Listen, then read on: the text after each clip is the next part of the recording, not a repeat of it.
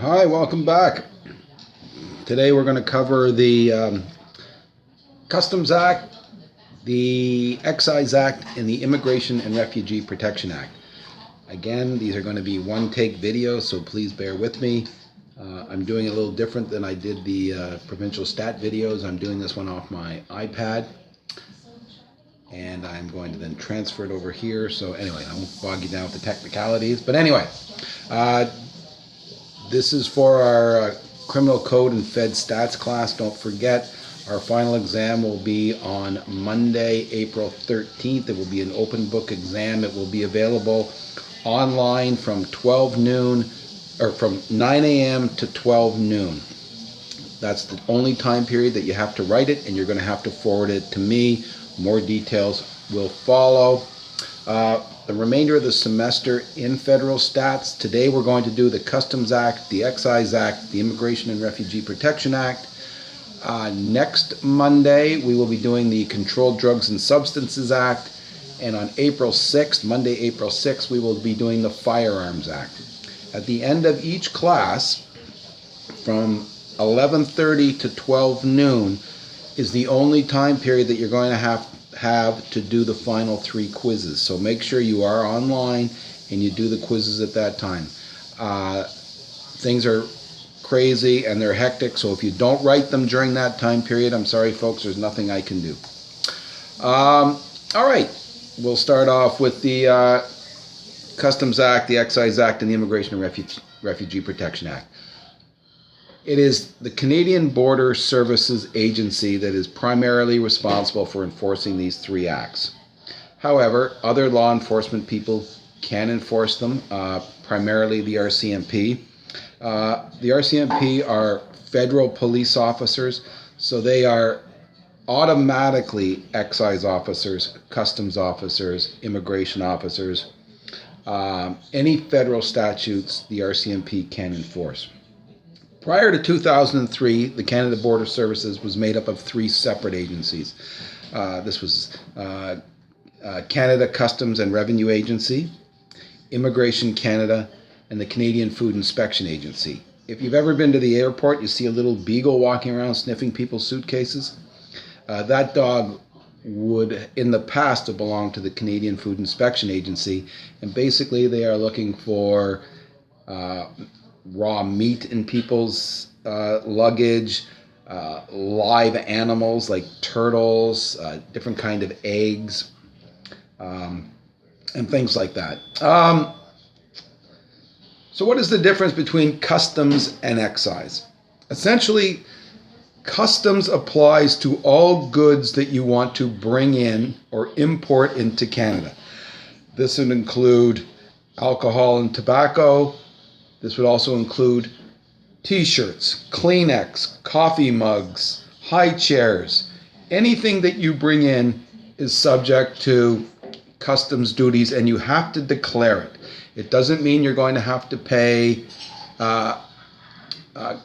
customs duties. As you know, we just wrapped up and signed the USMCA or NAFTA 2, whichever you prefer, which allows goods and services between the Canadian, US, and Mexican border to flow freely. So we don't actually have to pay duties and taxes. There are some commodities that are exempt from this agreement, like alcohol. You have to pay duty on alcohol. What is excise? There's excise taxes and there's excise duties. Excise duties apply to all your vices. This applies to wine, beer, spirits, and tobacco. If these commodities are made in Canada, the manufacturer pays the excise duty. If they are imported into Canada, we'll use Jack Daniels as an example. When Jack Daniels is imported into Canada, the importer pays the excise duty to Revenue Canada.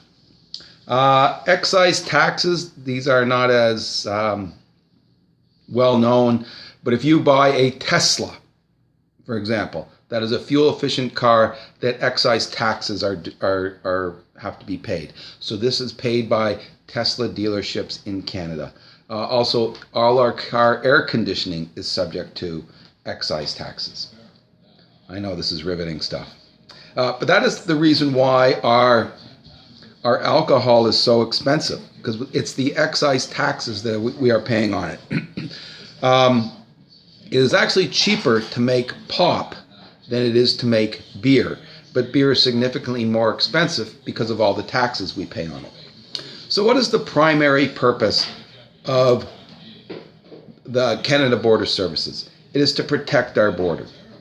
They are the first line of defense. When people and commodities enter into the country, it is Canada Border Services that stop illegal products, harmful products, dangerous people. They are our first line of defense.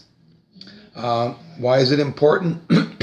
Well, look at all the invasive species that have entered into Canada recently. Asian carp, they're destroying our riverways. Zebra mussels, the ash beetle, destroying our forests. So if we could have caught those at the border, we wouldn't have those problems today. They also try to catch dangerous people that are entering our country. Sorry. So, what is the proper name for a CBSA officer? They are referred to as a Border Services Officer. That is their technical name. They're primarily responsible for enforcing the Customs Act and immigration-related legislation. They can also enforce up to 90 federal statutes, including the Criminal Code.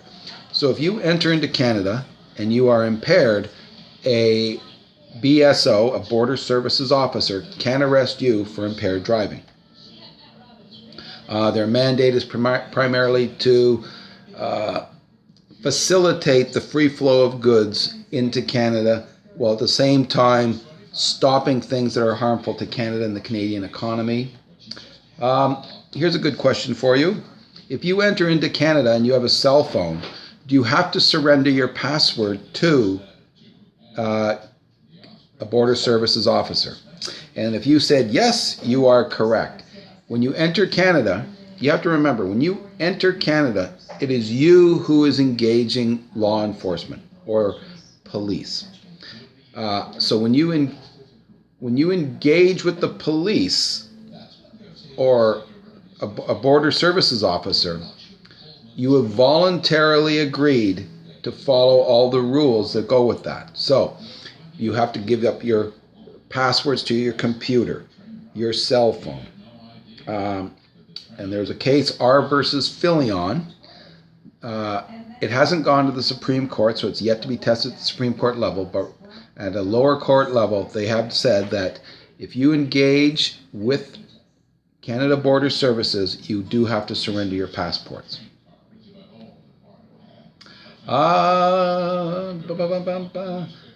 Who is subjected to the Customs Act?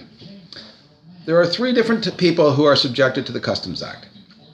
Those who enter Canada. So when you come across the border at Johnstown, you are entering Canada, you have to deal with Canada Border Services. If you are about to leave Canada and enter into the United States, they can stop you as you are about to leave Canada. And the third group of people that have to are subjected to the Customs Act are, let's say you're coming up to, you want to leave Canada, and you're heading towards Johnstown, or you're heading towards the Ogdensburg on the other side, and you change your mind for some reason, and you turn around and you come back. Canada Border Services can stop you and search you. Even though you haven't left Canada and you haven't entered the United States, you started to enter the United States. Examination of goods. When you enter into Canada or about to leave Canada, or if you've changed your mind and for the three things listed above, all the goods in your car or your person are subjected to be examined by a customs officer or a Border Services officer. Not only are, so let's say they open up your suitcase and you have a birthday present that's all wrapped in there. A Border Services officer can unwrap that gift. This is why they highly suggest that you don't wrap your gifts until you get to your final destination.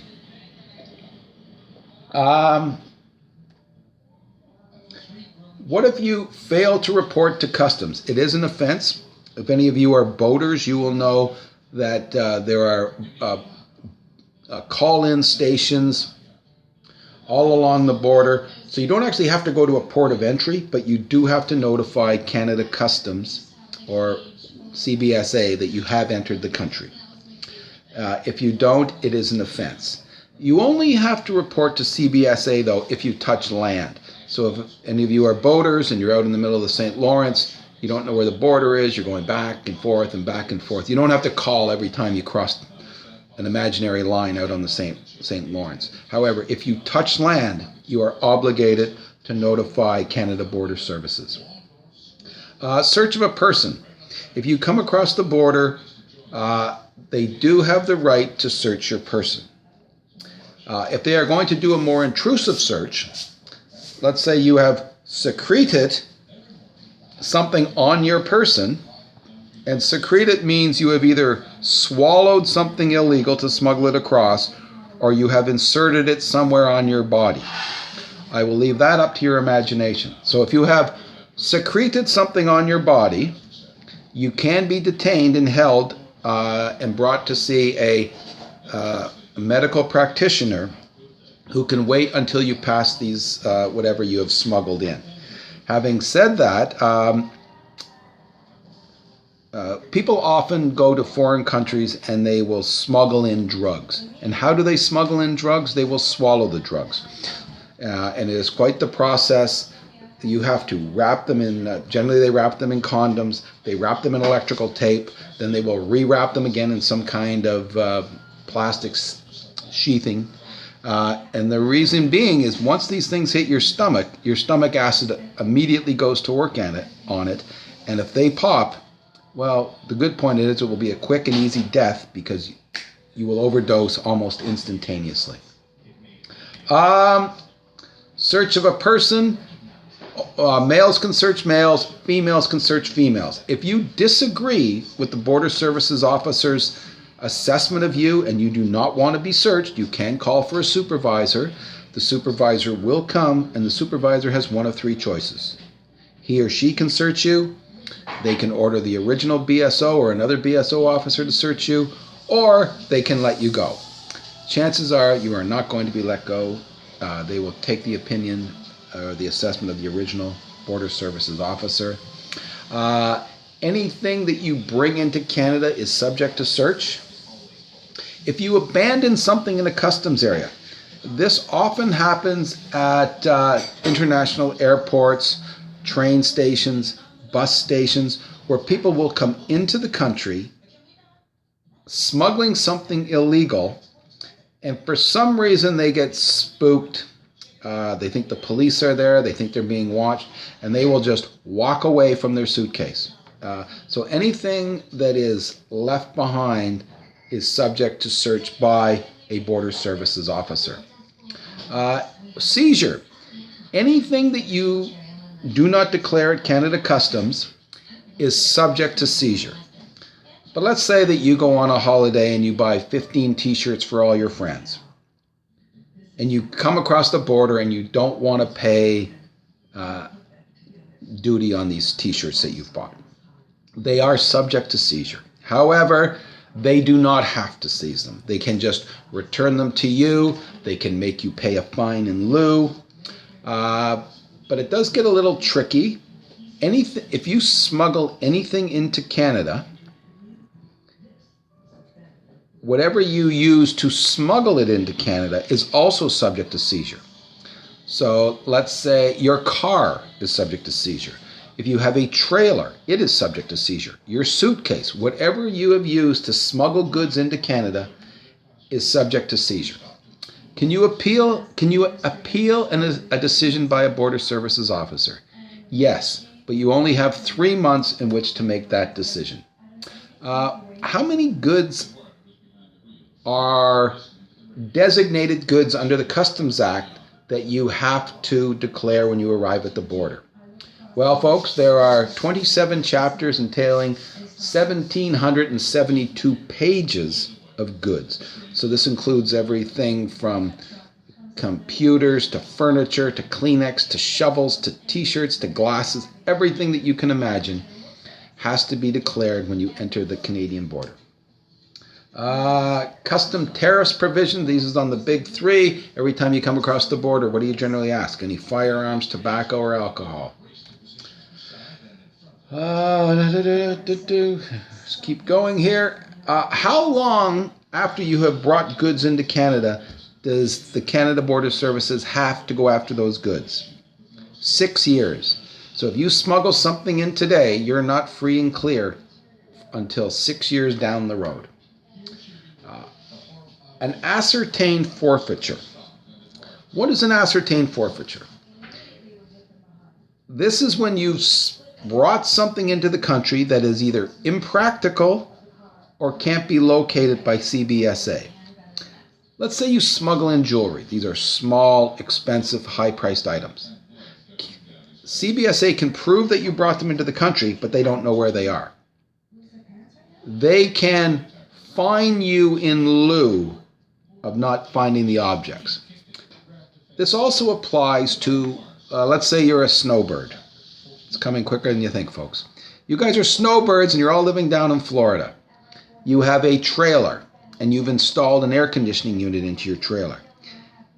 They could seize the whole trailer, or they want to seize just the air conditioner. Instead of seizing the air conditioner, what they can do is they can do an ascertained forfeiture on that air conditioning unit, and you will have to pay a fine, pay for the unit. In the long run, it's cheaper just to declare it when you come across the border. All right, we're moving on to the Excise Act.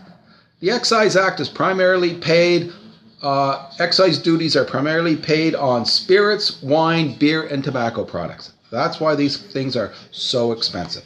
As I mentioned earlier, if they're manufactured in Canada, the manufacturer pays the excise duties. If they're imported into Canada, it is the importer who pays these duties.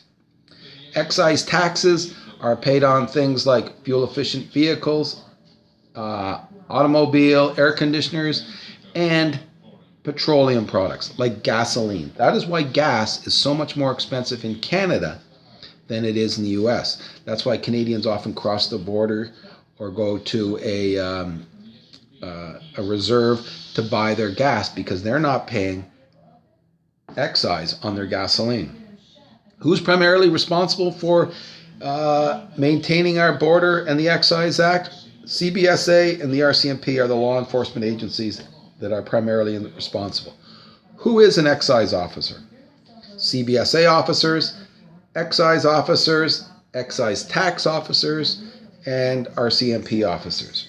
As I mentioned earlier, RCMP officers are able to enforce all federal statutes in Canada.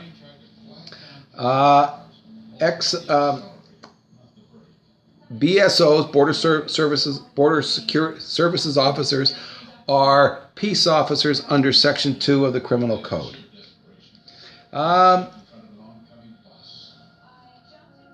Anything that is subject to excise duties, if brought into Canada, is subject to seizure. So this includes if you smuggle in booze, cigarettes. These are all subject to seizure. As well, the vehicle that you brought them in is also subject to seizure. So how do we ensure that things are brought into Canada legally and safely? We'll use Jack Daniels. When they make Jack Daniels down in Tennessee, they will put a seal on the back of the truck before it leaves the factory. That truck will then leave Tennessee, come up to the Canadian border. It will then go into a bonded warehouse. Once it's been cleared, it then crosses the Canadian border and will go to, say, the LCBO. If that seal on the back of the truck is broken, somebody's going to be in a lot of trouble, and that truck probably will not be allowed into Canada. So don't tamper with those seals that you see on the back of the truck. They're often blue, so they all stand out. What is a bonded warehouse? A bonded warehouse is an area where goods, no matter anything being brought into Canada, can be stored in a bonded warehouse until we're ready to bring it over.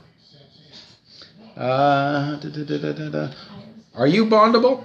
In order to be bondable, you can't have a criminal record. You have to be financially secure. You have to be trustworthy. It's like a vulnerable sectors check, but they also throw in a financial element just to make sure that you're not going to steal anything, sell anything illegally, or break anything out. If your vehicle is seized, or if anything is seized under the Excise Act, can you get it back? Yes, you can. However, you're not going to get your cigarettes or booze back, but you can buy back your vehicle. There are a number of offenses under the Excise Act, including making moonshine. Now, moonshine is only hard liquor like gin, vodka, whiskey. It is illegal to make those anywhere in Canada unless you are a licensed manufacturer. This is often referred to as moonshine. Is it legal to make beer and wine? Yes, we have stores all over the place that allow you to go in and make beer and wine. That is perfectly legal. It only becomes illegal under the Excise Act if you sell it for a profit. So I can make beer at home, my friends and I can drink it, but if I sell it to my friends, now I've broken the Excise Act. Tobacco. For any of you that are smokers, you will notice that there is an excise seal on your cigarettes. In Ontario, our seal is yellow. So if you buy cigarettes in Ontario that do not have that thin yellow seal on it, they are illegal to be sold in Ontario. Quebec seal is white or clear. Every province has a different colored excise seal to say that these cigarettes are only for sale in this province. All right, the Immigration and Refugee Protection Act. This regulates people who are not Canadian citizens or landed immigrants coming into Canada. And there are primarily two groups of people who come into Canada. There are people who want to immigrate to Canada and people who are refugees. Part 3 of the Immigration and Refugee Protection Act deals with enforcement. There are basically 3 main offenses: human smuggling, human trafficking, and disembarking people at sea. So, what is human smuggling? Human smuggling is when you bring people to Canada who want to come to Canada, but don't want to follow, or who don't follow the proper procedures of applying, being accepted, and coming over here. They come over here illegally, and then they stay and they sort of melt into the Canadian workforce or the Canadian economy. These people are just brought to Canada, dropped off, and they're free to do as they please. That is illegal. There are penalties depending on how many people you bring in. Basically from 0 to 10, or 1 to 10 it's still an offense, but it's a minor offense. If you bring in 11 or more, it is a more serious offense. Human trafficking, on the other hand, is when you bring people to Canada either against their will or you trick them, saying, okay, well, you're going to get into modeling. And once they arrive in Canada, they are basically forced into slavery. They can either become sex trafficked, but there's other ways that people are trafficked in Canada. Forced to work in restaurants for long hours. Manufacturing, construction, hard labor, they get paid peanuts, forced to work long hours, forced to live in horrible conditions. So it's basically, human trafficking is basically forcing people into slavery. Disembarking people at sea. While it is illegal to smuggle or traffic people into Canada, if you start the process, you have to finish it. So if you're coming into Canada's east coast, you can't tell them to jump overboard 100 meters from shore. You have to bring them right into the shore and let them get on land. The penalties for human trafficking and disembarking people at sea are significant. and they become even more significant if someone dies as a result. There are a number of offenses under the Immigration and Refugee Protection Act that apply to documents like passports, visas, or other documents. It is illegal to forge a Canadian passport, and I'll just use passports, but for all documents, it's illegal to forge a Canadian passport, alter a Canadian passport. It's illegal to use someone else's passport. It is illegal to have a blank Canadian passport. If you get your hands on a blank Canadian passport, folks, that is worth its weight in gold. This is why they are kept under tight security.